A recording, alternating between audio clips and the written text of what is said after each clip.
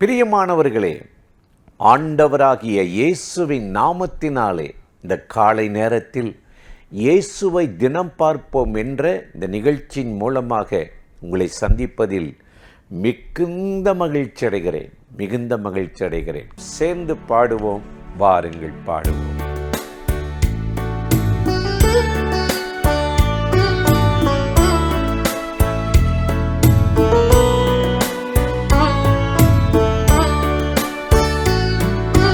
கல்வாரிக்கு போவேன், சரணடைவேன், காக்கும் சேட்டைகள் எனக்கு உண்டு. கல்வாரிக்கு போவேன், சரணடைவேன், காக்கும் கரங்கள் எனக்கு உண்டு.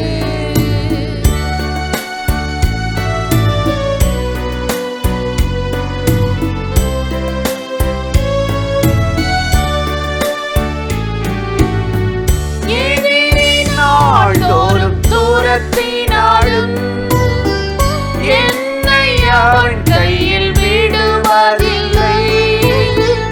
எதிரி நாள்தோறும் தூரத்தினாலும் என்னை அவன் கையில் விடுவதில்லை.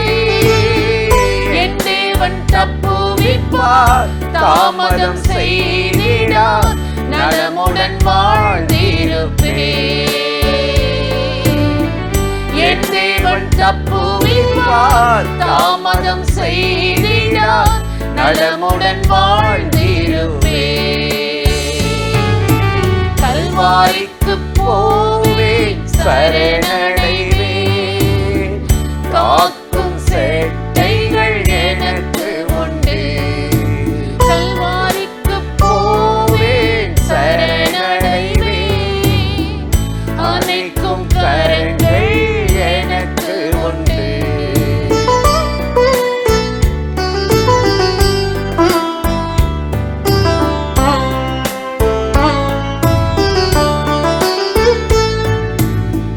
சோதனை வேதனை நெருக்கினாலும் சோர்ந்திடாமலே காத்திடுவார். சோதனை வேதனை நெருக்கினாலும் சோர்ந்திடாமலே காத்திடுவார். பாடுகள் சகிப்பே, உத்தமம் காப்பே, ஜீவக்கிரீடம் பெற்றிடுவே.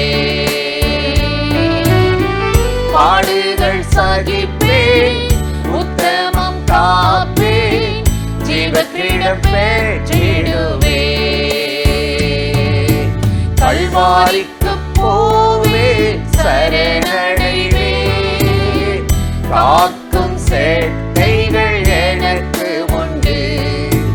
கல்வாரிக்கு போவேன், சரணடைவேன், அனைக்கும் கரங்கள் எனக்கு உண்டு. கர்த்தர் எவ்வளவு நல்லவர் இல்லை? கிருபையும் இரக்கமும் நிறைந்த தெய்வம். பயங்கரமான உஷ்ணம், வெயிலின் தாக்கம் பயங்கரமாக இருக்கிறது. கொடிய உஷ்ணம், வெப்ப அலை என்று சொல்லுகிறார்கள். இரவில் கூட அது குறைவதில்லை. கிளைமேட் சேஞ்சு அப்படின்றாங்க. இப்படிப்பட்ட இந்த பொல்லாத உலகத்தில் நிழலை தேடி, குளிரை தேடி, பாதுகாப்பை தேடி ஜனங்கள் ஓடுறாங்க. ஊட்டிக்கு போனால் என்ன, கொடைக்கானல் போனால் என்ன, குளிர் பிரதேசத்துக்கு போனால் என்ன, சிலர் வீட்டை விட்டே வெளியே போகாமல் அந்த குளிர் சாதனம் ஏசிலே உட்காந்து எந்த வேலையும் செய்ய முடியல. இருக்கிறவங்க உட்காருவாங்க, இல்லாதவங்க எங்கே போவாங்க? ஒரே வழி கர்த்தர் தான். 121 சங்கீதம் 6 ஆண்டவர் சொல்லுகிறார், பகலிலே வெயிலாகிலும் இரவிலே நிலாவாகிலும் உங்களை சேதப்படுத்தாது, தீமை ஒன்றும் செய்யாது அப்படின்னு ஆண்டவர் சொல்கிறார். பகலில் வெயிலாகிலும், அப்போ வெயில்னால வேதனை வரும், தீமை வரும், சேதப்படுத்தாதுன்னு சொல்கிறார். ஏன் அப்படி சொல்கிறாரு அப்படின்னா, அவர் வெயிலுக்கு ஒதுங்கும் நிழலாக இருக்கிறாராம். அவர்கிட்ட செட்டை இருக்குது, அந்த நிழலில் போய் தஞ்சம் அடைஞ்சிட்டோம்னா ஏசாயா 4:6 சொல்லு, காங்கை பற்றி எரியும் தீ போல அந்த வேக்காடு அதிகமாக இருக்கிற நேரம் ஆண்டவர் ஒரு குளிர்ந்த ஒரு இதமான சூழ்நிலையை உருவாக்குவாராம். நீங்கள் வேதத்தை வாசித்து பார்த்தீங்கன்னா இஸ்ரவேல் ஜனங்கள் எகிப்தின் அடிமைத்தனத்திலிருந்து கானானுக்கு போகிறாங்க. 40 வருஷம் பிரயாணம். கொதி மண் கொதிக்குமா, பாலைவனம், மரம் இல்லை, கொடி இல்லை, செடி இல்லை, நிழல் இல்லை. எப்படி இருக்கும்? தண்ணி இல்லை, சாப்பாடு எந்த நேரம் எங்கே கிடைக்குன்னு தெரியாது. ஆனால் கர்த்தர் அவங்கள அற்புதமாக நடத்தினாராங்க. அந்த வெயிலின் கொடூரத்தில் யாத்திராகமம் 13ஆம் அதிகாரத்தில் நம்ம பார்க்கும் பொழுது 21, 22 பகலிலே மேக ஸ்தம்பமும் இரவிலே அக்கினி ஸ்தம்பம் வழிகாட்டுவதற்கு, வெளிச்சங்காட்டுவதற்கு. பகலில் மேக ஸ்தம்பம், சூரியன் அப்படியே மறைச்சி கர்த்தருடைய கவரேஜ் நிழலில் அவங்கள நடத்துச்சா. என்ன ஒரு அருமையான ஆண்டவர்! அதை விடவா நம்ம இன்றைக்கி கொடிய உஷ்ணத்தில் கடந்து போகிறோம். எவ்வளோ விஞ்ஞானம் வந்துருச்சு, அறிவு பெருத்து போச்சு. ஆனால் இந்த கிளைமேட் சேஞ்சை இயற்கையோடு போராடி அவங்க மேற்கொள்ள முடியல. ஒரே வழி நமக்கு கர்த்தர் நிழலாக இருக்கிறார். நான் ஊட்டிக்கு போகிறத காட்டிலும், கொடைக்கானல் போகிறத காட்டிலும், ஏசி ரூமில் இருக்கிறத காட்டிலும் கர்த்தருடைய நிழலில் நான் இருக்கிறேன். மரியாள் கேட்டாங்கல்ல, இதெல்லாம் நடக்குன்னு சொல்கிறீங்க, எப்படி ஆகும்?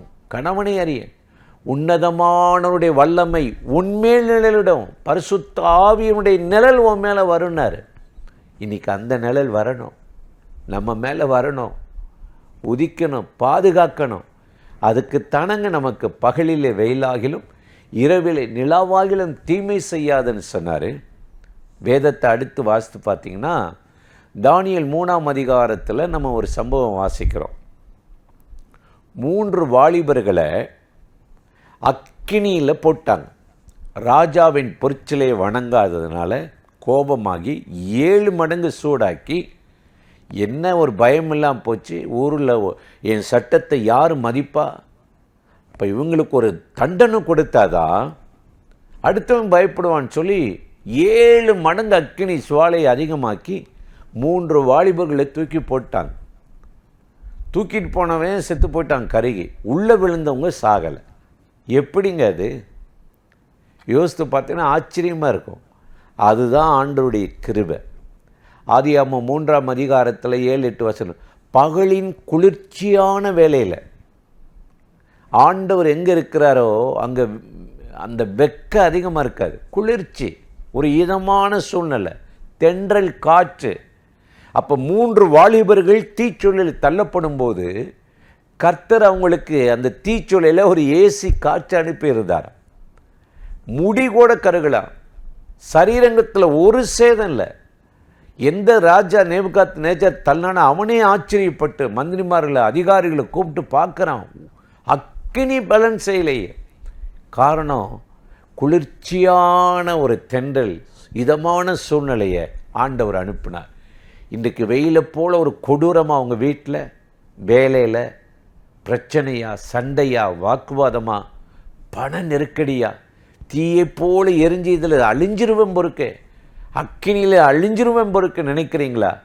இன்றைக்கு உங்களை தப்புவிக்கிற, வெயிலின் கொடூரத்துக்கு தப்புவிக்கிற தேவன் உங்களுக்கு நிழலாக இருப்பார். உங்கள் குடும்பத்துக்கு, உங்கள் வருமானத்துக்கு, உங்கள் பிள்ளைகளுடைய எதிர்காலத்துக்கு, வேலைக்கு போதுமானவராக இருப்பார். கவலைப்படாதீங்க. ஏன் பயப்படுறீங்க? பகலில் வெயிலாகிலும் இரவிலே நிலவாகிலும் தீமை ஒன்று செய்யாது, சேதப்படுத்தாது என்றவர். 3 வாலிபர்களை அற்புதமாய் காத்தவர், அக்கினி பலன் செய்யாமல் காத்தவர். இன்றைக்கு உங்களுக்கு விரோதமாய் எழும்பின பொல்லாத மனிதர்களுடைய எரிச்சல்கள், அக்கினிகள், ஆபத்துகள், பொறாமைகள் உங்களை சேதப்படுத்தாதபடி அற்புதமாக காப்பாற்றி சமாதானத்தோடு உங்களை இந்த நாளில் நடத்தப் போகிறார். அந்த தேவாதி தேவனை நோக்கி நாம் ஜெபிக்கலாமா? அன்பும் இரக்கமும் கிருபை நிறைந்த நல்ல ஆண்டவரே, இந்த ஆசீர்வதிக்கப்பட்ட நாளுக்காக, நேரத்துக்காக, இரக்கத்துக்காக நன்றி. 3 வாலிபர்களை அக்கினி பேலன்ஸ் செய்யாமல் பாதுகாத்து அற்புதமாய் வெளியே கொண்டு வந்தீர். இஸ்ரவேல் ஜனங்களை 40 வருஷமாய் வனாந்தரத்தில் மேக ஸ்தம்பமாய் கூட இருந்து நிழலாய் நடத்தினீரே. இன்றைக்கு இந்த நிகழ்ச்சியில் இணைந்து எனக்கு ஒரு நன்மை நடக்காதா என்று அவளோடு காத்திருக்கிற ஜெபிக்கிற நம்முடைய பிள்ளைகளுக்கு இந்த நாள் இனிதாய் அமையட்டும். காரியங்கள் கைகூடி வரட்டும். அடைக்கப்பட்ட வழிகள் திறக்கப்படட்டும். தோல்விகள் ஜெயமாய் மாறட்டும். ஆசீர்வதியும். உங்கள் தயவுக்கும் மகிமைக்கும் கிருபைக்கு அர்ப்பணித்து ஜெபிக்கிறோம். இயேசுவின் நாமத்தில் இந்த துதி ஸ்தோத்திரத்தை ஏறெடுக்கிறோம். எங்கள் உயிருள்ள நல்ல பிதாவே. ஆமேன், ஆமேன். ஆண்டவர் உங்களை ஆசீர்வதிப்பார். இந்த நிகழ்ச்சி உங்களுக்கு ஆசீர்வாதமாக இருக்கும். மற்றவங்களுக்கு அறிமுகப்படுத்துங்கள். தேவக்கரம் நம்மோடு நடத்துவதாக. ஆமேன்.